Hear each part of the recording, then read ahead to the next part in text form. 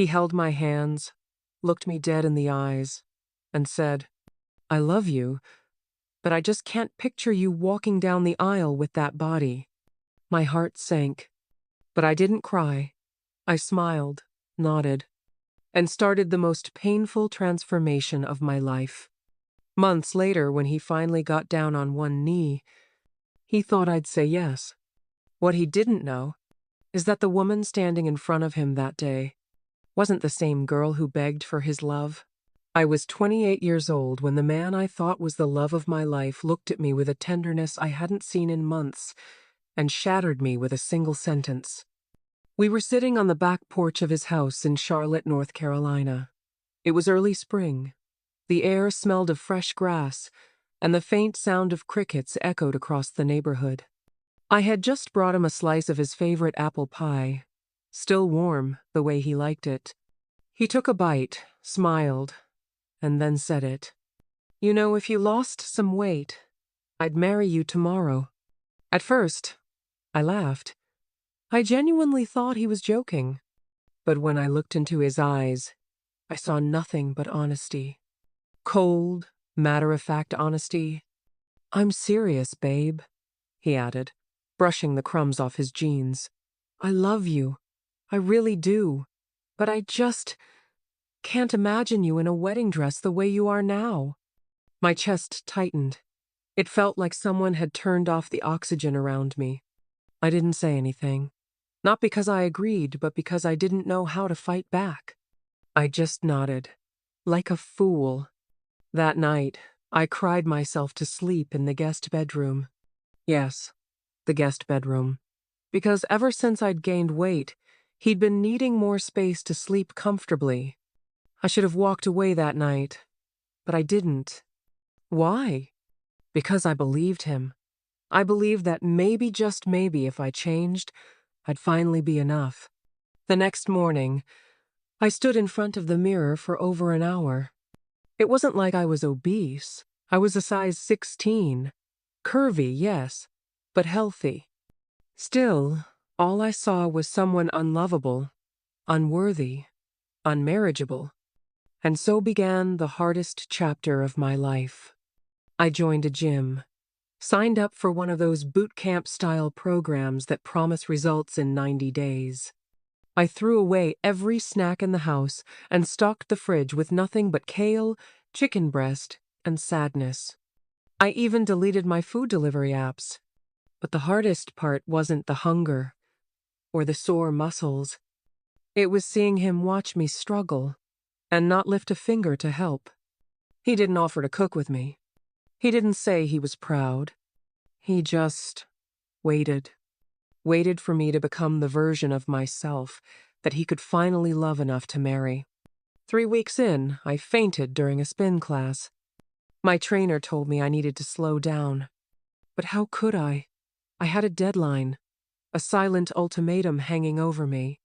Every morning, I'd wake up to his same lukewarm kisses. Every night, I'd hear him playing Xbox in the other room, laughing with his friends while I cried over lettuce. But I kept going.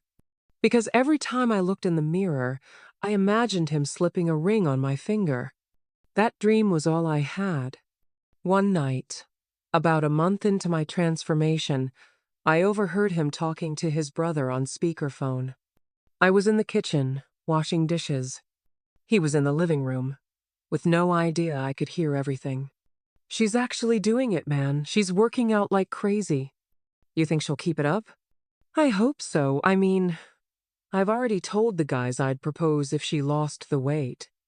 "No way, bro. You serious?" "Dead serious. I made a whole thing out of it. Can't back out now." I dropped the glass I was holding. It shattered. He rushed in, concerned, but I told him it slipped. Inside, I felt like I was the one who had shattered. I wasn't losing weight for our future. I was part of a performance, a bet, a show for his friends. But I kept going. Because now, it wasn't just about the ring. It was about proving that I could become someone no one could ever bet against again. The morning after I overheard that conversation, something shifted inside me. I stared at my reflection in the mirror, dark circles under my eyes, cheekbones just beginning to show. I didn't recognize her, not because of the weight I'd lost, but because of the fire that had started burning quietly behind her eyes. Until then, I had been shrinking literally and emotionally to fit into a version of worthy that someone else had created. But from that morning on, it wasn't about him anymore. I was still determined to change, but now it was for me. I stopped asking him what he wanted for dinner. I stopped buying his snacks. Stopped laughing at his jokes that made me feel small. Stopped pretending I didn't hear when he called me chunky in front of his friends like it was just a cute nickname. I didn't say anything. Not yet. But every boundary I drew was a silent rebellion. I doubled down at the gym. I hired a personal trainer, Marcus, who was patient, encouraging, and most of all, present. Unlike him, Marcus never commented on my body. Instead, he talked about my strength, how much I could lift, how much faster I'd become. He saw my progress, not just my pounds. It was the first time in months someone looked at me and didn't see a before picture. Around week 8, I fit into a dress I hadn't worn in 4 years. It was a deep red wrap dress that hugged my waist and made me feel like I could walk into any room and command it. I wore it on a random Wednesday. He didn't even notice. He walked in, glanced at me, and said, "You're not gonna eat in that, are you? You'll ruin it." I just smiled and ate the entire salmon dinner I had cooked for myself. That night, I posted a picture on Instagram for the first time in months. Caption: reclaiming her. The likes and comments poured in, friends, co-workers, even people I hadn't spoken to since college. Some said I looked amazing. Others said I looked happy. That word hit me the hardest. Because they were right. I was starting to feel happy. Not because of the weight loss, but because I was finally taking up space. A few days later, I got a DM from a woman named Rachel. She used to work with my boyfriend at his old job. We'd met once, briefly, at a company party. Her message read, "Hey girl, I know this is weird, but I just wanted to say how proud I am of you. I saw your post. You look incredible. I also want you to know you deserve better than the way he talks about you." My fingers froze. I messaged her back. "What do you mean?" She sent a voice note. "He used to show your photos to the guys in the break room and say you were proof that love was blind. He joked that he was training you like a dog to lose weight." I didn't laugh. "I just want you to know you're not crazy. And you're not alone." I sat in silence for what felt like an hour. How many people had laughed at my expense? How many people thought I was lucky just to be tolerated by him? It burned, but it also fueled me. By week 10, I had lost 22 pounds. But I had gained something far more important: clarity. He started noticing. Suddenly, he wanted to go out more. He'd post pictures of us on his story, something he hadn't done in years. "You're looking good, babe." Almost there. Almost there. As if I was some kind of project nearing completion. It was in that moment that I realized, even if I reached the version of me he wanted, I would never be enough. Because the problem was never my weight. The problem was that he believed he was the prize. That night, Marcus asked if I was okay. We had just finished a long training session, and I was wiping sweat from my forehead. I looked at him and said something I hadn't said in over a year. "I don't know who I am anymore." He smiled and said, "That's good, because now you get to decide." That stuck with me. I went home, opened my laptop, and started making a list. A list of everything I had stopped doing for myself. Reading, dancing in the living room, talking to my mom, drinking my favorite red wine, sleeping in the middle of the bed, wearing lipstick, laughing loudly, believing in love. One by one, I made a promise to take those pieces back. Even if I wasn't ready to leave him yet, I could start returning to me, and that terrified him more than anything. The more I reclaimed myself, the more he seemed to lose his grip. At first, it was subtle. He started questioning where I was going, what I was wearing, who I was texting. But it was always disguised as concern. "You're really gonna wear that to the gym? You never used to dress like that. Is Marcus texting you again? That guy gives me weird vibes. Since when do you care what wine pairs with dinner?" What he really meant was, "Since when do you make decisions without checking with me first?" I wasn't being rebellious. I was just living. But to someone who had grown used to controlling me, my freedom felt like defiance. And suddenly, I became the problem. One night, he invited a few friends over. Old college buddies. Loud. Always with beer in hand and sarcasm on their breath. I'd met them before. They were harmless, in the way frat boys in their 30s still pretend to be harmless. I served them snacks, as always. But this time, I didn't sit quietly in the corner. I joined the conversation. Talked about the books I'd been reading, the weight I'd been lifting. They were impressed. One even asked for my trainer's contact. That's when he snapped. After they left, he slammed the door and turned to me. "Do you have to show off like that? You think you're better than me now just because you lost a few pounds?" I stood there, stunned.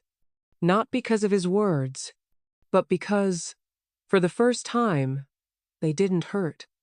I wasn't the same girl who used to shrink under his tone. I looked at him, straight-faced, and said, "Number, I've always been better. I just forgot." He didn't know what to say, so he did what cowards do. He walked away. The silence between us grew louder each day. He stopped sleeping at home some nights. When he did, he barely spoke to me. He blamed work, stress, my attitude. But I knew the truth. He didn't know how to love a woman who loved herself. I, on the other hand, was learning more about me every day. I started journaling, signed up for a weekend photography class downtown, reconnected with my sister, whom I had distanced myself from because she never liked him. And guess what? She still didn't. But this time, she said, "I'm just glad you're finding your way back." Her words hit me hard, because they were true. I was coming back to life. Then came the moment I least expected. Marcus asked me to have coffee after a training session. It wasn't romantic. Not yet. He just said, "You seem like someone who's ready to be seen, and I'd like to know who you really are outside the gym." I said yes. Not because I was looking for something new, but because I was finally open to something real. We met at a local cafeone of those cozy spots with mismatched chairs and too many books on the shelves. We talked, for hours, about music, family, heartbreak, hope. And not once did he comment on my body. He didn't care about the before or the after. He was interested in the right now. When I got home that night, he was waiting for me. He must have sensed something had changed again. He stood in the doorway, arms crossed. "Where were you?" I could have lied, said I stayed late at the gym or stopped at the grocery store. But I didn't. I had coffee with someone who listens when I talk. His face dropped. "You're cheating on me now?" I laughed. "Number. But I'm finally being honest with myself." That night, we didn't speak again. But something was brewing. And for once, I wasn't afraid of the storm. I was ready to walk through it. By week 12, I was down 30 pounds. But more importantly, I had regained 100% of my worth. And that's when he did the thing I'd been waiting for. He planned a special night. Told me to dress up. said he had something important to ask. A year ago, I would have squealed, told all my friends, dreamed of the proposal. Now, I knew what was coming, and I was ready to face it. Not as the girl who needed to be chosen, but as the woman who finally chose herself. The night he chose to propose was ironically poetic. It was a Thursday, not a birthday, not an anniversary, not even Valentine's Day. Just a regular weeknight when he must have decided he was finally satisfied with what he saw. I came home from work to find candles lit on the dining table. The same table that had been covered in gym gear and unopened mail for months. He had cleaned it. There was soft jazz playing Miles Davis, his favorite, not mine. He wore a navy blazer he hadn't touched since his best friend's wedding. And for the first time in what felt like forever, he looked nervous. "Hey," he said, forcing a smile. "You look incredible." I had worn a silky emerald green dress. Not for him. For me? It was the first dress I had bought with my own money since starting my freelance writing gig. It made me feel powerful, like I belonged in my own skin again. I said thank you and sat down. He poured wine. Cheap Merlot. I didn't care. For 20 minutes, we made small talk. He asked about work. I asked how his mom was doing. He laughed too hard at my jokes. Looked down at his watch too often. Fidgeted. That's when I knew. He cleared his throat and reached for his pocket. I watched it happen in slow motion. The black velvet box. The knee. The overly rehearsed speech. "You've changed so much. You've become this amazing version of yourself. And I want to be the man who stands beside you. Forever." My heart didn't flutter. It tightened.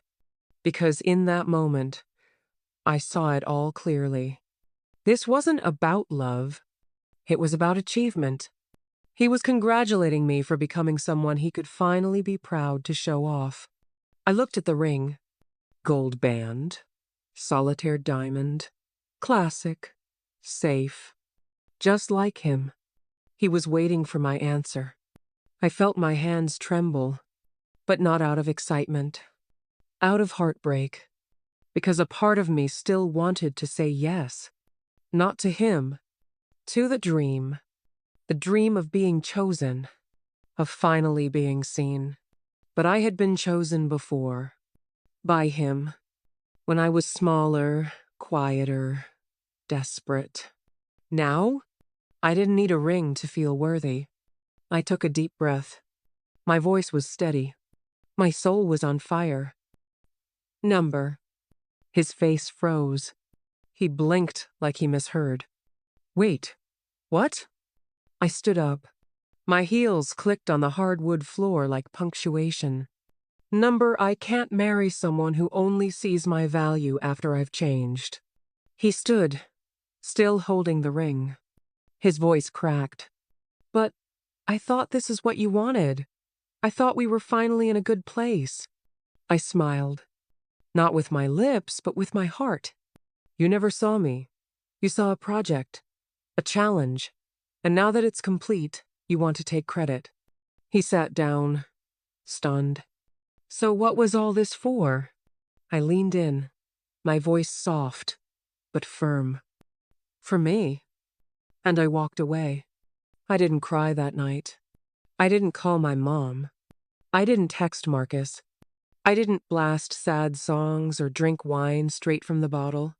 I took off my dress, washed my face, lit a lavender candle, and sat on my bed, legs crossed, spine tall, in complete silence. For the first time in years, I felt peace. The next day, I moved out. I had been saving quietly. A small studio apartment near Uptown. Hardwood floors, a tiny balcony, and enough light to feel like possibility lived there. When I handed him the keys to his place, he didn't say much. Just stared. "Is there someone else?" he asked. I shook my head. "There's just me." He never fought for me, because he never truly knew who I was. He only loved the idea of the woman he thought I could become. But I had become something else entirely. Someone whole. A week later, I got an email from a women's wellness blog I had submitted a personal essay to months ago. They wanted to publish my piece, Becoming the Woman I Thought I Had to Lose Weight to Be. It went viral. Thousands of messages poured in. Women from all over the country, some in marriages, some single, some battling their own reflections, thanking me, not for losing weight, but for finding my voice. And then, one afternoon, while walking to a local bookstore, I bumped into Marcus. He was carrying a coffee and a new novel. He smiled. "You look happy." I smiled back. "I am." He didn't ask for my number. He didn't make a move. He just walked beside me. And that felt like the beginning of something real. Not a reward. Not a transaction. Just a quiet, respectful beginning. The first night in my new apartment felt both freeing and terrifying. It was quiet. Too quiet. No television humming in the background. No footsteps upstairs. No passive-aggressive sighs from across the couch. Just me. Alone. I sat on the floor with a microwave dinner and a cheap glass of red wine. No forks, no plates, I hadn't fully unpacked. But it didn't matter. I was exactly where I needed to be. At first, the silence felt like punishment. I'd spent so many years filling every space with noise, his opinions, his expectations, his moods that without them, the stillness echoed. I'd wake up in the middle of the night, heart pounding, forgetting that I didn't have to walk on eggshells anymore. I'd reach for my phone to text him when something funny happened, only to stop halfway through. Old habits die slowly. But in that quiet, I started hearing my own voice again. I made small changes. I bought fresh flowers every Sunday. Lit candles every night, not to impress guests, but to feel alive in my space. I played music while I cooked, danced barefoot in the kitchen, and talked to myself like a best friend. The first time I laughed out loud alone, I startled myself. It had been that long. 2 weeks after moving in, I published another essay. This one was called, I Lost 30 Pounds But Gained My Soul. It wasn't viral like the first one, but it reached the people who needed it. One woman messaged me and said, "Your words gave me permission to leave a man I've been trying to fix for 10 years. That meant more to me than any applause, because it meant I wasn't alone. We weren't alone. Marcus and I crossed paths a few more times, always by coincidence. At the farmer's market, at the bookstore, once in line at a food truck festival. Every time, he was warm, present, easy. He never pressed, never tried to speed things up. He asked questions, listened, smiled when I spoke. And one day, while we sat on a park bench with iced coffee in hand, he said something that stayed with me. "You know what I admire most about you?" I expected him to say strength, or resilience, or something cliché. But he said, "You tell the truth, even when it's ugly." No one had ever said that to me before. Not like that. And for the first time in a long time, I believed it. But healing isn't linear. One night, I got an email from my ex. Just a subject line. "Can we talk?" I stared at it for 10 minutes. My hands shook. Not because I missed him, but because some part of me still wanted closure, whatever that meant. I didn't respond. Instead, I wrote a letter I never sent. You don't get to ask for me now that I'm whole. You don't get to sit at the table I built from my own bones. You don't get to love the version of me that finally said no. I folded the letter and placed it in a shoebox under my bed. Not for him. For me? A reminder that the past only has power when we keep reopening the door. 3 weeks into my new life, I bought a mirror. A tall, freestanding one I placed by the window. The light hit it just right at sunrise. Every morning, I stood in front of it and asked myself, "What do you need today?" Sometimes the answer was strength. Sometimes patience. Sometimes chocolate. But every day, I answered. And that, too, was healing. One Sunday afternoon, Marcus invited me to a small art show downtown. It wasn't a date. At least, he didn't call it that. We walked through paintings and sculptures, pausing when something caught our attention. At one point, we stood in front of a canvas titled Unbecoming. It was messy, raw, beautiful. A woman's face, half-formed, emerging from a storm of brushstrokes. I stared at it for a long time. Marcus looked at me and whispered, "It reminds me of you." I turned, eyebrows raised. "That's not exactly flattering." He smiled gently. "It is. You're not finished. And that's the most beautiful part." I looked back at the painting. And for the first time, I didn't mind the mess. That night, I sat on my balcony with a blanket and my journal. The city lights flickered in the distance. Cars passed. Dogs barked. A couple argued 2 floors down. But I felt calm. Not because life was perfect, but because for the first time in years, it was mine. It took me a long time to realize that healing isn't just about walking away. It's about not running back.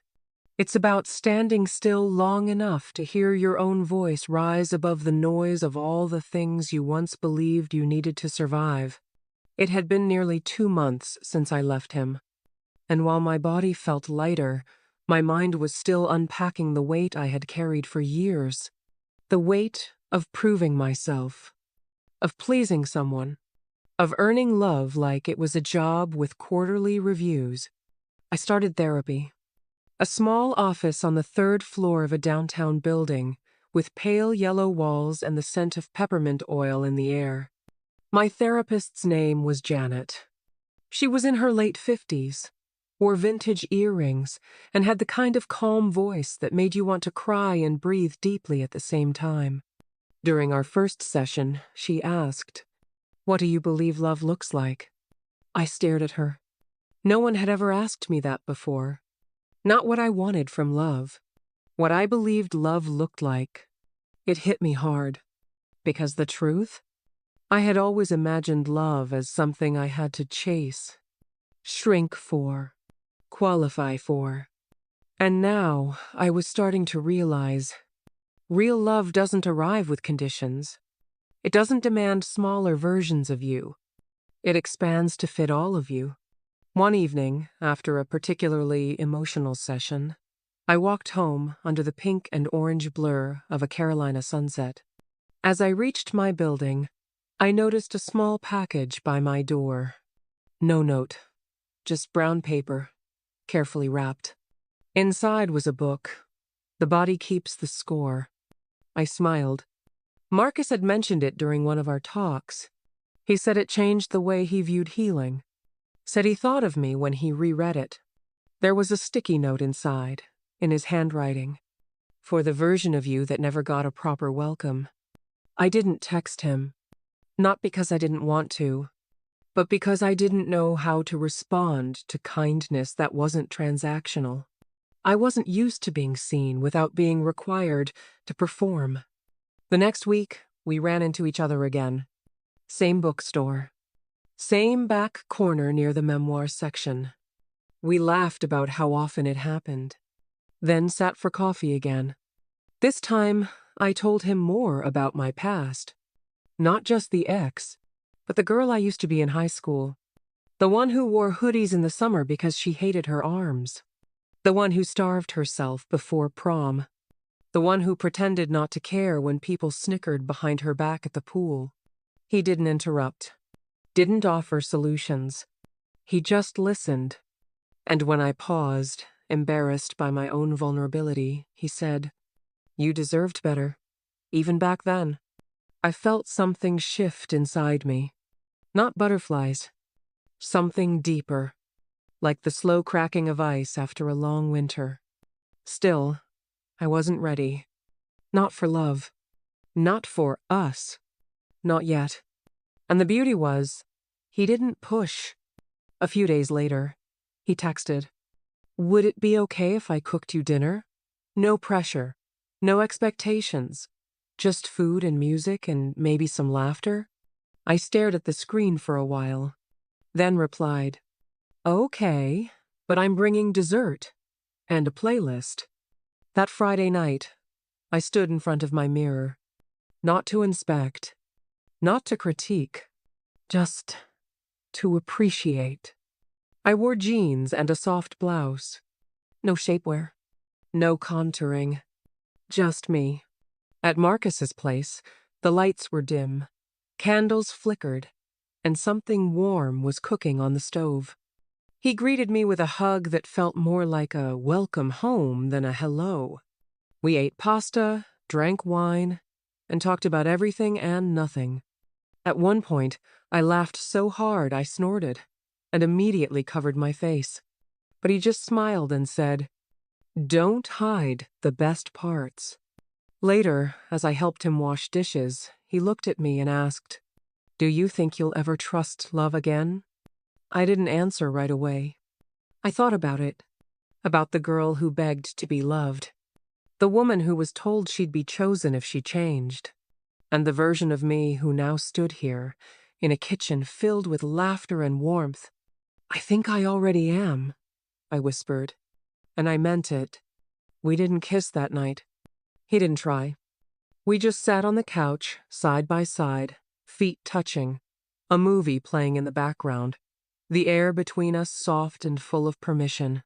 Not possession, not performance, just possibility.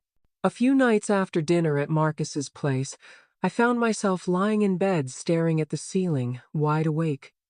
There was no particular reason, no loud noise, no nightmare, just a feeling. Like something inside me was quietly knocking, asking, "Are you really ready for this?" I had spent so much time breaking free from a love that required my silence, my sacrifice, my shame, that the idea of stepping into something good felt foreign. Suspicious, even. Marcus was kind. He was gentle. He asked. He waited. And somehow, that terrified me more than anything my ex had ever done. I brought this up with Janet in our next therapy session. "Why does it feel easier to accept pain than to receive love?" I asked. She smiled softly, as if she had heard that question 1,000 times before. "Because pain feels familiar, predictable. You knew where you stood with it. Love, especially the healthy kind, challenges every false belief you've held about your worth." I let that sink in, because she was right. There was a twisted comfort in the old story. If I'm not enough, I just need to work harder. But Marcus didn't ask me to work. He just showed up. And every time he did, it challenged the part of me that still believed I needed to earn affection. A few days later, I invited Marcus to my apartment for dinner. It was nothing fancy, just roasted veggies, quinoa, and grilled chicken. I lit candles because I wanted to, not because I felt I had to impress him. When he arrived, he brought me a second-hand poetry book wrapped in craft paper. Inside, a note. For the woman who's learning to write her own story. That night, after dinner, we sat on my balcony. The air was cool, the city quiet. He looked at me and said, "You seem lighter lately. Not because of the weight, but something in your eyes." I wanted to believe him. And maybe I did. A little. But just as I was about to respond, I felt that old fear rise. Not of him. Of me. Of letting someone see the parts of me I had locked away even from myself. Later, when he left, I stood in front of the mirror again. But this time, it wasn't my body I was analyzing. It was my eyes. He was right. They looked softer, like they were finally beginning to believe they deserved to be looked into without judgment. I whispered to my reflection, "Don't run this time." And I meant it. But healing isn't a straight line. The following weekend, I was scrolling through my emails when I saw his name again. My ex. Another message. This one longer. "I've been thinking a lot. I made mistakes. Big ones. I didn't realize what I had until you left. I'm not saying this to win you back. I just needed to say it. You didn't deserve the way I treated you." My chest tightened. Not because I wanted him back, but because I had waited years to hear those words. And now that they arrived, they didn't move me. I had changed. Grown. And maybe that was the closure I didn't know I needed. I didn't reply. Instead, I went for a walk. Through the park. Past the trees. Toward the lake. I sat on a bench and took out the journal Janet had asked me to keep. She had told me, "Write letters to yourself. From your past, from your future, from your present. Let them talk to each other." That day, I wrote one from the girl I used to be. "Dear future me, are you still waiting for someone to pick you? Or did you finally pick yourself first? I hope you dance again. I hope you say no without guilt. I hope you don't cry when someone doesn't text back. I hope you see how far you've come. I hope you've let yourself be loved. With all my aching, insecure heart." Younger me. I closed the journal and exhaled. Then I texted Marcus, "Are you free tomorrow night? I think I'd like to try something new with you. Like trusting someone." He responded within seconds, "I'd be honored." The next evening, we cooked together in my kitchen. He chopped onions while I danced to Stevie Wonder in socks. We laughed. He cried from the onions. I cried from the laughter. We burned the first batch of garlic bread. Ordered pizza instead. It wasn't perfect. It was real. Later, as we sat on the couch, wine glasses in hand, music humming low, he reached for my hand. Not in a possessive way, but as if to say, "I see you, and I'm still here." I let him. And for the first time in years, I didn't pull away. We didn't kiss that night either. But when he left, he hugged me a little longer. And I held on. Not because I needed him, but because I finally knew the difference between needing and choosing. And I was learning how to choose, without losing myself.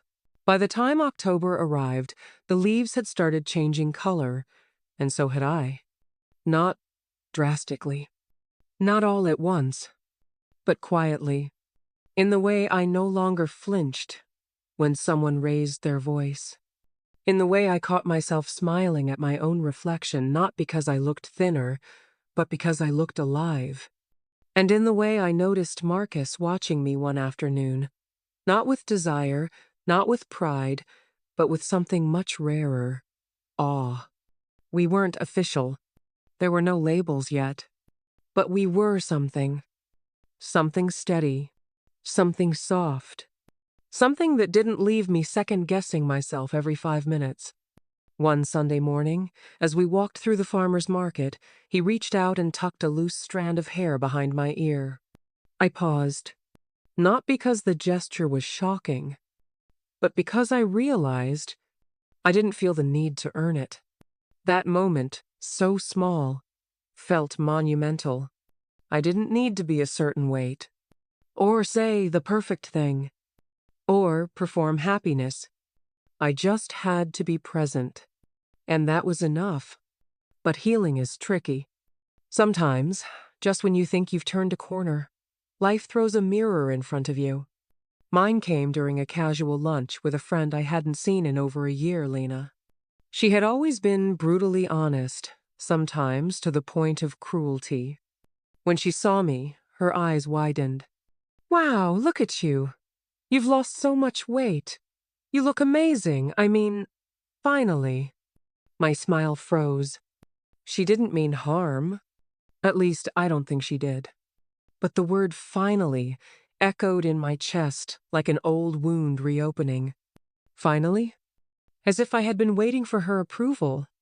Or anyone's. As if I had been a before photo all along. End quote. Over lunch, she asked if I was seeing anyone. I told her about Marcus. Her response? Be careful. Guys like that don't usually date girls like, well, you know. I didn't ask what she meant. I didn't need to. The look in her eyes said it all. Despite everything, part of the world would still only see me as the used-to-be fat girl who got lucky. That night, I cried. Not because Lena was right, but because, for a second, I let her voice drown out my own. The next day, Marcus noticed I was quieter than usual. He didn't press. Instead, he cooked me breakfast. Scrambled eggs, toast, and a blueberry smoothie. When I sat down, he slid a small post-it note across the table. You don't have to fight for space here. You already belong. And just like that, I remembered. I was no longer living in the echo of other people's opinions. I had built a new world. And in this world, I defined the rules. Later that week, I finally opened the shoebox under my bed. The one that held the unsent letters, the last photo of me and my ex, and the necklace he had given me for our second anniversary. I held it all in my hands, felt the weight, the memory, the cost. Then I lit a candle, and one by one, I burned the letters. Watched the ashes rise, like pieces of the old me finally learning how to let go. Marcus and I went on a small weekend trip, a cabin by the lake, just outside Asheville. We hiked. We cooked over fire. We sat under stars. There was no Instagram post. No selfie montage. No performative couple goal moment. Just us. Real present. Quietly magical. And on our last night there, wrapped in blankets and marshmallow scent, he looked at me and said, You know I'm falling in love with you, right? I felt the world slow down. Old me would have panicked. Thought of how to be worthy of those words. But this time, I just breathed, felt it, received it, and whispered back, I think I'm finally ready to believe you. We kissed for the first time that night. Not with desperation, not with fear, but with the kind of calm that only comes when two people meet each other exactly where they are, no fixing, no saving, just seeing. It wasn't fireworks. It was a lighthouse. Steady, anchored, safe. Back home, I updated my journal. I am not lucky. I am not a miracle. I am not a makeover. I am a woman who saved herself. And I chose someone who never asked me to. That was my new truth. And I was learning how to live in it. It happened on a Tuesday. I was tagged in a post on Facebook by an old coworker, someone I hadn't spoken to in over 3 years. The post was simple. A collage of before and after photos of inspirational transformations. Mine was the third one. An old photo of me in a gray hoodie and sweatpants, standing next to a birthday cake. And a new one I had posted just a week before, wearing a red dress at the lake cabin with Marcus. The caption? Look what self-discipline and the right motivation can do. Proud of all these ladies for showing what's possible when you stop making excuses, fired. My stomach dropped. I hadn't given permission. I hadn't signed up to be anyone's inspiration porn. And more than that, the message was clear. I was only worth celebrating now. Now that I looked a certain way, now that I could be placed neatly into a narrative people found palatable. The post had over 2,000 likes by the time I saw it. Dozens of comments. Wow, incredible. She must be so happy now. That's what happens when you leave the junk food behind. See? Men don't want excuses. They want results. I felt sick. Not because of the photos, but because of what they implied. that my joy, my value, my humanity had only become real after my body had changed. I sat at my kitchen table, hands shaking. Part of me wanted to disappear. Another part wanted to scream. But what I did was call Janet. She picked up on the first ring. I told her everything, the post, the comments, the flood of shame that came out of nowhere. She listened quietly, then asked, "Do you want to be quiet for the sake of peace, or do you want to protect your truth?" I knew the answer. So I wrote. That night, I posted a message of my own. A photo of me not smiling, not posing, just sitting on my couch in leggings and a messy bun. The caption read, "This is not a before picture. This is not an after picture. This is a woman reclaiming her voice. I didn't change because I hated myself. I changed because I deserved more." My story is not a weight loss campaign. It's a story of freedom. Of leaving a man who only wanted me if I fit his mold. Of finding someone who never asked me to. And of learning that my worth was never tied to a dress size. If you want to celebrate something, celebrate that. Within hours, the post exploded. Hundreds of shares. Thousands of comments. Some supportive. Some angry. Some confused. But for the first time, I controlled the narrative. Marcus showed up the next morning with coffee and a cinnamon roll. I hadn't asked. He just knew. He handed me the cup and said, "You were brilliant, brave, fierce." Then, with a smirk, "Also, I saw someone called you a feminist queen, and I think that should be your new contact name in my phone." I laughed and cried because his support wasn't performative.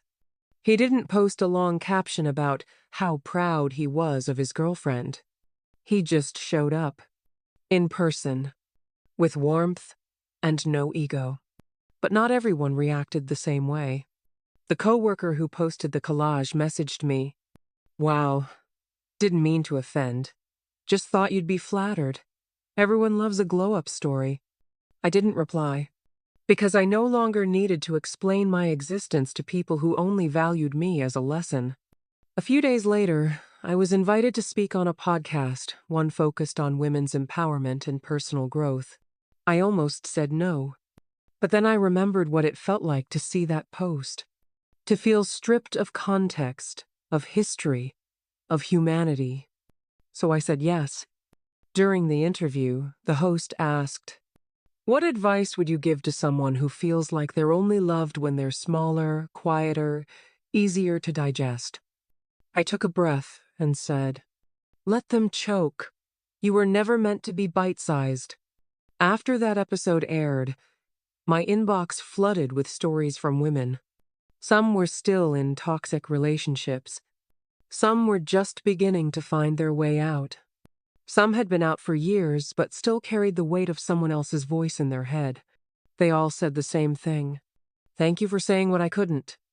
And I realized I wasn't just healing for me anymore. I was helping build a road that others could walk on, too. That weekend, Marcus and I had dinner with his sister and her partner. It was the first time I'd met his family. I was nervous. What would they think? Would they know my past? Would they judge? But from the moment I walked in, his sister hugged me and said, "So you're the one who makes him smile like an idiot all day." And just like that, I exhaled. We ate. We laughed. I told stories. She told worse ones. And at one point, when I excused myself to the restroom, I caught a glimpse of myself in the hallway mirror.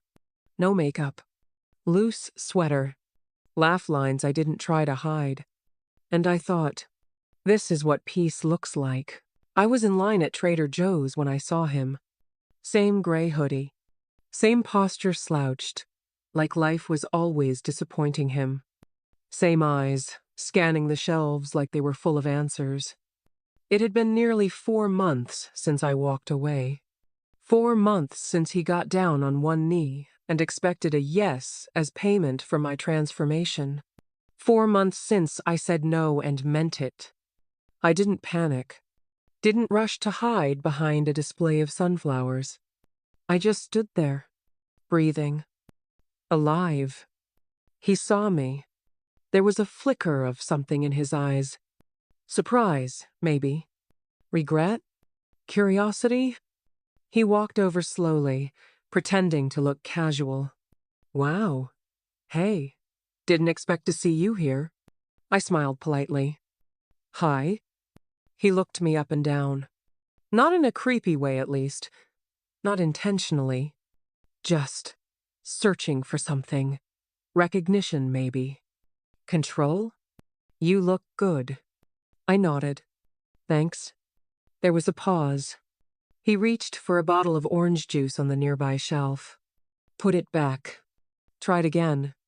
Then said, I read your post. The one that went viral. People were sending it to me.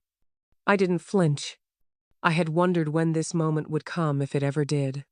The confrontation. The awkward reunion. The almost apology. He went on, You really made me look like the bad guy, huh? That caught me off guard. Not because he was wrong, but because even now, he thought it was about him. I tilted my head and said, calmly, I didn't make you anything. You showed up as you were. I just stopped covering for it. He blinked. I could see his jaw tightening. His ego struggling to process a version of me that didn't bend. I mean, I wasn't perfect, okay? But I loved you. I was just trying to help. You were unhealthy. You weren't happy. I took a deep breath. I wasn't unhealthy. I was unheard. I wasn't unhappy. I was unseen. He looked down. The people behind us shifted uncomfortably, pretending not to eavesdrop. But I didn't care. This was my moment. And I wasn't going to let it slip away with vague politeness. He looked up again. I just thought, maybe we could talk. Catch up sometime. There it was. The door, he hoped, was still cracked open. But it wasn't. It had been sealed shut with boundaries, self-worth, and peace. And I had no intention of reopening it. I smiled again. This time, softly. You don't know me anymore. He laughed nervously. Come on, that's not fair. No. What's not fair is asking me to relive a version of myself I worked so hard to leave behind. He didn't respond. I stepped forward in line, placing my almond milk and frozen berries on the conveyor belt. Take care of yourself. He stood there for a second longer, then walked away. And I felt nothing but clarity. Later that evening, I told Marcus about it. We were curled up on my couch, watching reruns of The Office, eating popcorn straight from the bowl. When I mentioned who I'd run into, he paused the show. Do you want to talk about it? I shook my head. Number, I want to talk about anything else. He kissed the top of my head. Then we won't give him another second. And just like that, it was over. Really over. That weekend, I met Marcus's mom. She lived just outside Durham, in a white house with blue shutters and an herb garden that smelled like childhood. She greeted me with the kind of hug that made me want to cry. Not because I missed that kind of warmth, but because I hadn't realized how long it had been since I felt it. Over lunch, she asked me about my writing, about my travels, about my favorite dessert. Not once did she mention my body. Not once did she compare me to anyone. She saw me, and that, more than anything, confirmed what I already knew. I was finally surrounded by people who didn't need me to shrink in order to feel comfortable. That night, after Marcus and I returned home, I stood at the mirror in my bathroom. Same face, same stretch marks, same heart. But everything was different. Not because of the man standing beside me, but because of the woman finally standing with herself. It started with a message from a reader. Just a short email. No fancy subject line. No long backstory. Your words saved me. I left him. Thank you. I stared at it for a long time, because it wasn't just about her. It was about me. Every sentence I had written to untangle my own pain had become a lifeline for someone else. And that meant something. It meant my story was no longer just mine. It had become a map. Later that week, I received an invitation to speak at a women's retreat in Tennessee, a 3-day event for survivors, healers, and storytellers. They wanted me to talk about self-worth, transformation, and reclaiming your voice. I hesitated. The old version of me, the one who had been told to speak softer, take up less space, still lived in my bones. But the new version? She wanted to walk on that stage barefoot and roar. I said yes. When I told Marcus, he lit up like someone had handed him front-row tickets to his favorite concert. You're going to change lives, you know that? I laughed. Hopefully, I'll just survive public speaking. He held my hand. You don't have to perform, just tell the truth. That's your power. And in that moment, I knew. He wasn't with me because of who I could become. He was with me because he loved watching me become. In the days leading up to the retreat, I went through old journals, pages filled with heartbreak, rage, hope. One entry caught my eye, dated 2 years prior. If I ever leave, I don't know where I'll go or who I'll be. I just hope that I'll feel free. I closed the journal and smiled. Because I had left, I had found where to go. And more importantly, I had found who to be. The retreat took place in a renovated barn surrounded by pine trees. There were string lights overhead, floor cushions instead of chairs, and an air of shared grief and grace that made every woman feel like she belonged the moment she walked in. When it was my turn to speak, I stood in front of 80 women, hands trembling, voice shaking, but heart open. I began not with a success story, but with failure, with the moment I realized I had confused attention for affection, control for care, and conditions for commitment, and how walking away wasn't the end, but the beginning of the most honest love story I'd ever known, the one with myself. When I finished, there was silence, then tears, then applause that didn't feel like applause, it felt like a collective exhale. Women lined up to hug me, to thank me, to say, "Me too." And I realized, this wasn't just about writing. It was about reminding women they weren't crazy, or weak, or alone. They were just waiting for permission. And I had given it because someone, once, had given it to me. That night, I sat by the fire pit with 2 other speakers, a therapist and a poet. We talked about survival, about joy after trauma, about loving again without guilt. And when one of them asked if I was in love, I didn't hesitate. Yes, but this time, it feels like breathing, not performing. They smiled, and I felt my whole body relax. When I returned home, Marcus was waiting at my apartment with takeout and a new book. We curled up on the couch, and I told him everything. The women, the tears, the poems, the way I felt like I had stepped into the woman I had always dreamed of being. He listened without interruption. Then, softly, "I hope you know you did that on your own. I was just lucky enough to witness it." I kissed him, not out of gratitude, not out of obligation, but out of joy, because I was no longer surviving. I was thriving. A week later, I received an offer from a publishing house. They wanted to turn my blog posts and essays into a book, a real book, with a spine and pages, and my name on the cover. I cried when I read the email, because it wasn't just a dream come true. It was proof. Proof that my pain hadn't been for nothing, that my voice wasn't too much, that I could tell the truth and be loved for it. I celebrated by taking myself out to dinner. Alone.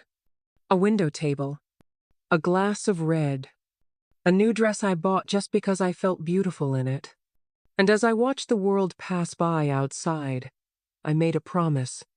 I would never again shrink to fit someone else's comfort.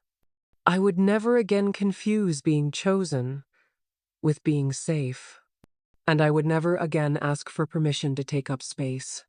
Because now I knew I am the author, and I get to decide the ending.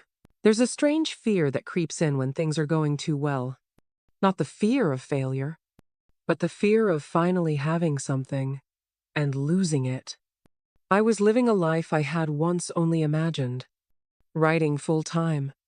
Speaking to rooms of women who saw themselves in my words. Loving and being loved without conditions. And still, at night, I'd lie in bed with this whisper in my head. How long do you think this will last? The book deal became public, and the attention came fast. Interviews, emails, DMs from women, editors, brands. People I hadn't heard from in years suddenly wanted to grab coffee or collaborate. My Instagram grew by thousands. Quotes from my old blog were reposted without credit. People began calling me a voice of the movement. It was overwhelming and thrilling and terrifying. I started waking up with my heart racing. I questioned every word I posted. I read the comments obsessively. I worried someone would find something in my past to use against me, even though there was nothing to hide. Just old pain. Old versions of me. And isn't that true for everyone? Marcus noticed the shift. He didn't say anything at first.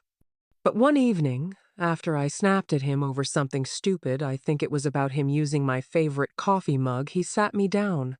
"Hey," he said gently, "you don't have to be perfect now that people are watching." I looked away. He continued, "You were powerful before the book, before the posts, before any of it. And you're allowed to be tired. You're allowed to be scared. You're allowed to be a human being." I started crying. Not because I was sad, but because I felt seen again in a moment I hadn't even realized I was hiding. That weekend, I canceled a podcast interview. Instead, I drove to the coast alone. 3 hours of music, open highway, and the promise of ocean air. I stayed in a small inn by the shore. No Wi-Fi, no makeup, no curated content. Just me. And a notebook. On the second night, I wrote a letter to myself. "You've fought so hard to feel free. Don't chain yourself to a new kind of prison made of praise. You are not a brand. You are not a persona. You are a soul. You are a story. You are still becoming. And that is enough." I read it aloud to the waves. It felt like a release. When I got back to Charlotte, Marcus met me at my apartment. He didn't ask what happened, just wrapped his arms around me and said, "Welcome back." And in that moment, I knew. Love isn't just about fireworks.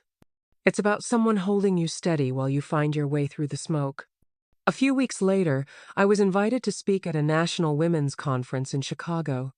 Thousands of attendees. Big names. Televised segments. It was the kind of opportunity I would have begged for a year ago. Now, I wasn't sure I was ready. I told Marcus about my hesitation. He didn't say, "You have to go." He didn't say, "Don't be ridiculous." He said, "What would the version of you 2 years ago want you to do?" That question stayed with me all night. I thought about her, the woman crying quietly in the guest room, eating lettuce while a man played video games in the next room. She would have screamed at me to go, to take up space, to say the words, to stand on the stage and let the world see her worth. So I said yes. Before I boarded the flight, Marcus handed me a small envelope. Inside, a Polaroid of us blurry, laughing mid-movement.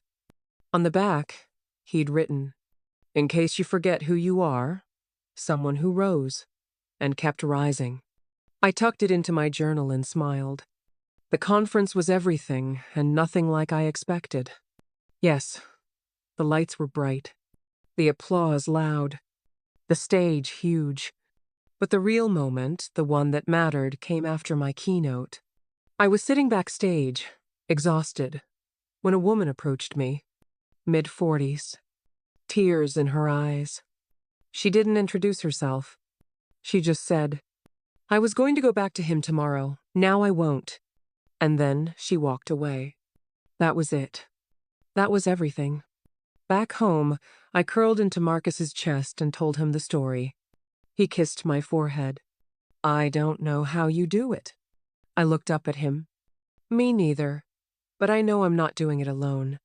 And that night, for the first time in weeks, I slept through the night without waking in fear. Because sometimes, the greatest act of self-love isn't the loud moments.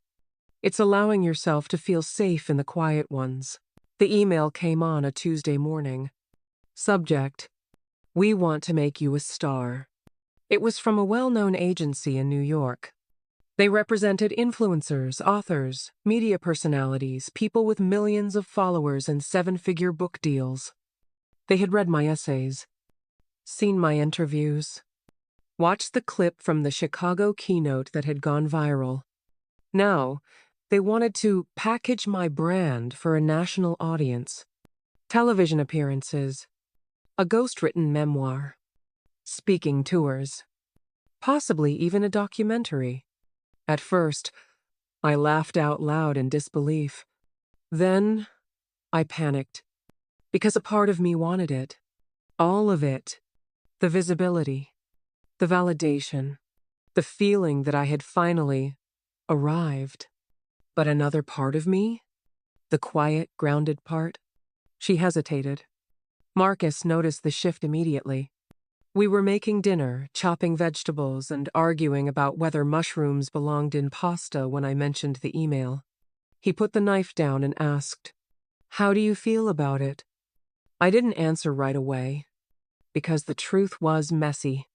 Excited, flattered, afraid, tempted, all at once. It sounds like everything I dreamed of, but also like a trap dressed in gold. He nodded, gently. "Then maybe wait until the noise settles. The real answer is always under the noise." The next morning, I had a call with the agency. The woman on the other end, polished, energetic, New York to the core, said all the right things.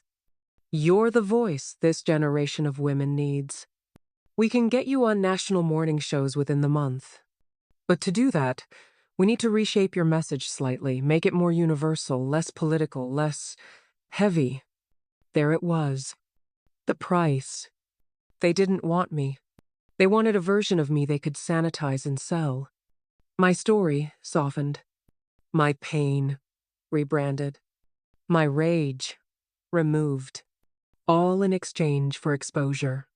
After the call, I sat in my kitchen staring at the offer they emailed over. It was generous. More money than I had made in the past 5 years combined. But something in me recoiled. Because I remember the girl who stood in a fitting room, holding back tears because she couldn't fit into a dress, and the woman who said no to a proposal that felt more like a performance than a promise. And now, I was being offered a platform if I agreed to shrink again. Not my body this time, but my truth. I called Janet. She answered with her usual calm. I read her the offer. Then I asked, "Am I crazy to walk away from this?" She paused, then said, "You're only crazy if you think someone else can define your worth better than you can." I cried, because I already knew the answer. I just needed someone to remind me that saying no to the wrong kind of success was still success. That night, I told Marcus I was declining the offer. He didn't cheer or celebrate. He just smiled. That's the woman I love. And in that moment, I felt a rush of something stronger than ambition. Integrity. Because I had built everything from truth. And I wasn't about to trade that for stage lights and sound bites. 2 days later, I wrote a post about the decision. I didn't name names, didn't throw stones, just shared what it meant to have your pain commodified, and the power of choosing authenticity over applause. The response was overwhelming. Messages from women who had made similar decisions. Emails from readers saying thank you. One message, in particular, stood out. I turned down a promotion last year because it required me to pretend I wasn't a mother. Your words reminded me I did the right thing. That was my award. That was my paycheck. A few weeks later, I was invited to speak at a college. A small liberal arts school in Vermont. No cameras, no stage lights. Just 50 young women sitting in a circle, notebooks open, eyes wide. One of them raised her hand and asked, "How do you stay grounded when people keep trying to make you into something else?" I thought for a moment, then said, "By remembering that being seen by the world means nothing if you can't recognize yourself in the mirror." And they wrote it down like gospel. That night, back in my hotel room, I FaceTimed Marcus. He was lying on the couch with a dog-eared novel and a bowl of cereal. When he saw my face, he smiled. "They loved you, didn't they?" I nodded. "But more than that, I loved me." He raised his spoon in a mock toast. "To the woman who doesn't sell her soul even when it's on clearance." We laughed, and I went to sleep knowing I may never be a star on morning television, but I had become the North Star for someone else's journey. And that was more than enough. It was a Tuesday afternoon when the phone call came. I was at a small cafe downtown, sipping herbal tea and revising the second draft of my book. The number was unfamiliar. At first, I almost let it ring out. But something in my gut said, "Pick up." "Hi, is this Miss Evans?" The voice was clinical, professional, the kind that only brings news, never comfort. It was my doctor's office. A routine test had come back, irregular, nothing conclusive, but enough to warrant further screening. A mammogram, a biopsy, possibly more. I hung up, stared at the table. My tea had gone cold. For the rest of the day, I floated through time.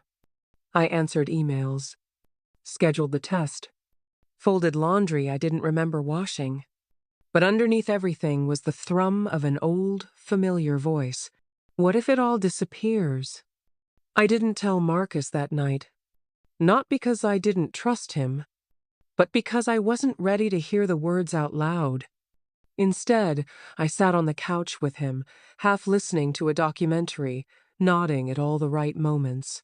He sensed something. Of course he did. He reached for my hand. "You sure you're okay?"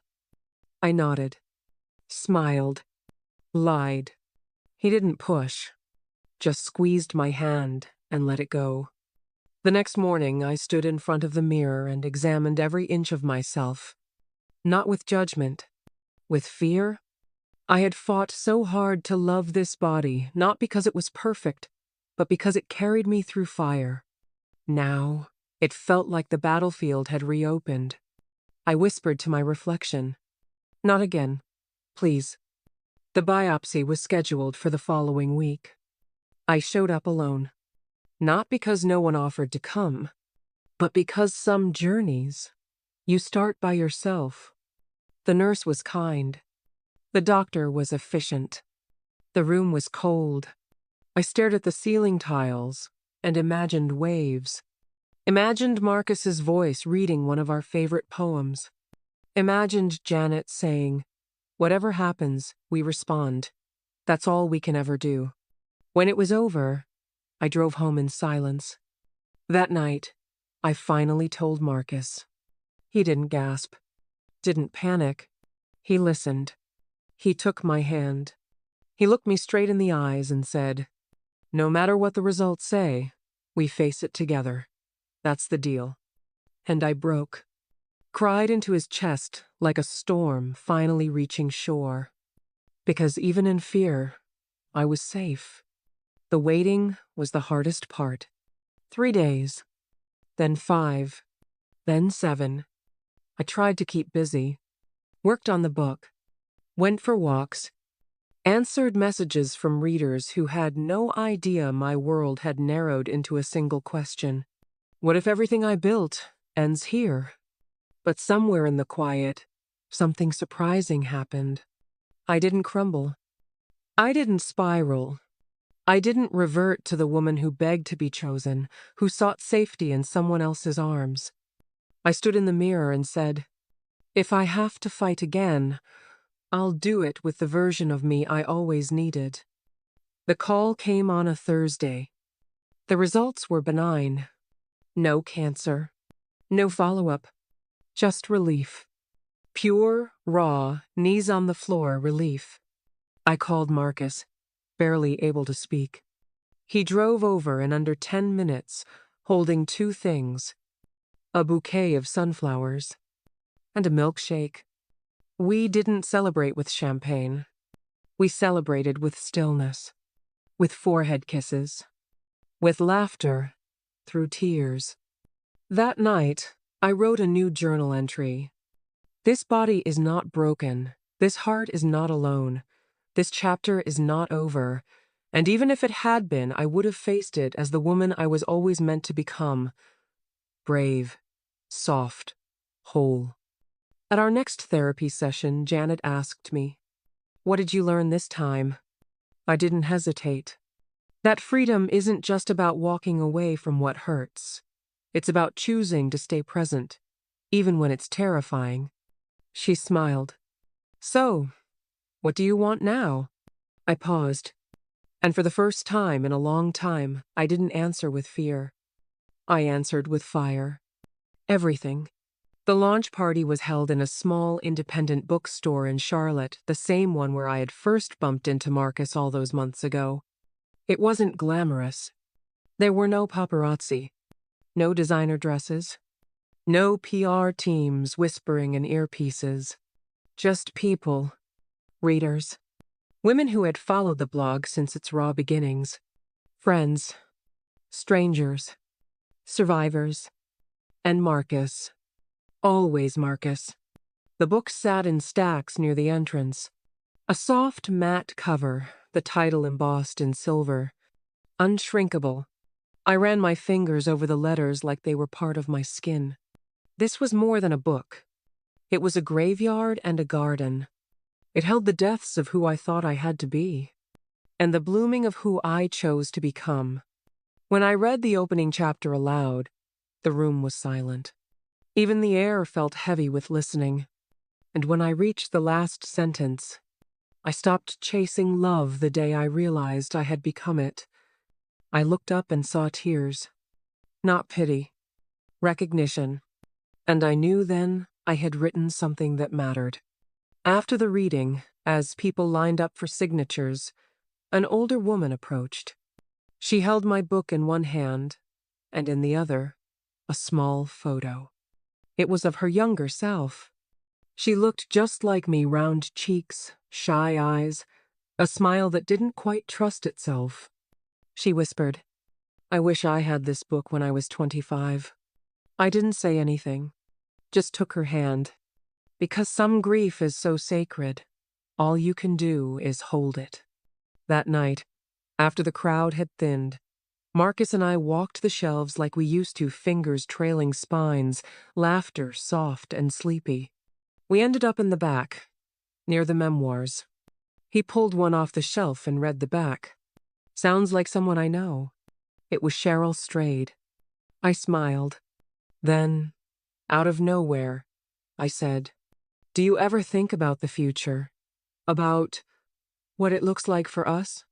He looked up, caught off guard, but not in fear. In focus? "Every day," he said. I waited. He stepped closer. "I think about waking up in a small house with too many books and not enough closet space. I think about Saturday pancakes and Sunday naps. I think about a kitchen full of plants you forget to water. And I think about you not because you complete me, but because life makes more sense when you're in it. My throat tightened. Because I had waited so long to hear words like that. And now that they came, I didn't want to lose them to fear. I want that too, I said. And I meant it. The next morning, while sipping coffee in bed, I received an email. Subject: TEDx. We'd like you to be our closing speaker. I dropped the mug. Hot coffee soaked the duvet. Marcus ran in, concerned. I just pointed at the screen, eyes wide. He read it, then grinned. Of course they want you. You've been saying things worth listening to since the moment I met you. I wanted to believe that. And maybe I did. The TEDx talk was scheduled for 5 months later, in Boston. They wanted me to speak on radical self-acceptance. It was perfect. It was terrifying. It was time. In the weeks that followed, everything became a blur. Interviews, podcasts, book clubs reaching out, a publisher in Brazil asking for translation rights. And yet, at night, when the lights were off and the noise faded, I found myself staring at Marcus, wondering, can I have all this and keep him too? Not because he wasn't enough, but because I was afraid I'd become too much. One night, I said it out loud. We were lying on the living room floor, eating takeout straight from the boxes. What if I outgrow this? All of it? Even us? He put down his chopsticks, looked at me, not hurt, just present. Then I'll be proud of you, and I'll be grateful I got to love you while I could. I blinked, stunned. He smiled gently. But just so you know, I'm not planning on being left behind. In that moment, I realized something. Marcus didn't love me because I fit into his life. He loved me because he believed I could grow beyond it and still come home. And that was the kind of love I never thought I'd find. I kissed him, and somewhere between the quiet and the chaos, the deadlines and the dreams, I knew. This wasn't just a chapter. This was the beginning of everything I'd written toward. And I was finally ready to live it. The red circle looked smaller in person. The TEDx stage was tucked into a high-ceilinged auditorium in Boston. 3 cameras, 1 mic, hundreds of chairs, and me. Backstage, I paced. Not out of nerves, out of reverence. Because this wasn't just a talk. This was a burial and a rebirth. When they called my name, I stepped into the light. The crowd blurred. All I could hear was my own breath, steady, sure, sacred. I opened with silence. 10 seconds. Enough to make the audience lean in. Then I said, I was taught that love was something I had to earn. That worth came after weight loss, and that saying no meant I was difficult. I believed that for years, until one day, I didn't. I spoke of everything. The man who asked me to change in exchange for a ring. The mirror I once feared. The version of me I fought to meet. The day I said no and said yes to myself. I didn't cry. Not because I wasn't moved, but because I had cried all those tears already and turned them into truth. At the end, I said, I am not a before picture. I am not an after. I am a woman who chose to stop shrinking. And I hope you do too. The crowd rose. But what mattered most wasn't the standing ovation. It was the silence that came just before it. That collective inhale. That moment when the truth lands. Afterward, backstage, a girl no older than 20 hugged me and whispered, I was going to get back with him. I'm not anymore. That was my encore. That was everything. Marcus was waiting for me outside. He didn't speak. Just held me like I had come home from war. Which, in a way, I had. Later, over wine and street tacos in our hotel room, he looked at me and said, So, what now? I thought for a second. Now, we live it. He nodded. Together? Only if you're okay with mess and magic and a little bit of madness. He smiled. It's all I've ever wanted. 2 months later, we moved in together. A small 2-bedroom with creaky floors and too much sunlight. He claimed one room for his books and guitar. I claimed the other for writing and windowsill plants I kept forgetting to water. We cooked. We fought. We laughed. We healed. Every day was a quiet revolution. Not because everything was perfect, but because nothing had to be. On our first anniversary, he handed me a letter. No jewelry. No grand speech. Just his handwriting, slanted and honest. You taught me that love isn't about fixing someone. It's about seeing them fully, wildly, imperfectly, and staying anyway. Thank you for letting me stay. I cried. Then I handed him mine. You didn't save me. I did that. But you made staying alive feel like a song instead of a sentence. And for that, I'll never stop choosing you. The book hit bestseller lists. The TEDx talk passed 1 million views. I was invited to write a second one this time, about healing in relationships. But none of that compared to the moment, one rainy morning, when I stood at the mirror, wrapped in a robe, and whispered, "You did it. You became her. Not the version the world wanted. Not the one he once demanded. But the version who knows. She is enough. She is becoming. She is unshrinkable.